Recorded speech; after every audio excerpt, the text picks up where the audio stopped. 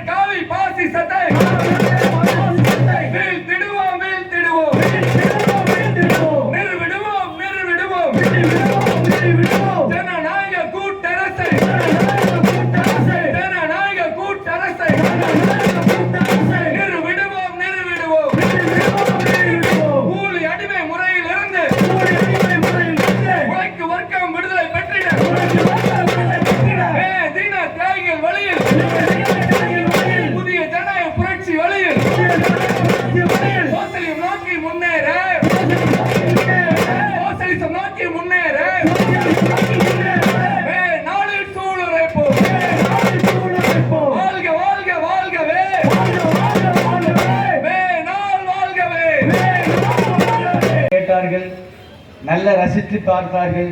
தோழருடைய உரையிலே ஒரு ஆழமான ஒரு சிந்தனை எழுப்பக்கூடிய வகையிலே மேலாள் என்பது எங்கிருந்து தொடங்கப்பட்டது, அது யாருக்காக நடத்தப்பட்டது, அது என்ன இன்றைய வரை எந்த அளவுல இருக்கிறது, நாம் என்ன செய்ய வேண்டும் என்பதை ஒரு இறுதி உரையாக தோழர் நமக்கெல்லாம் எடுத்து உரைத்திருக்கிறார்.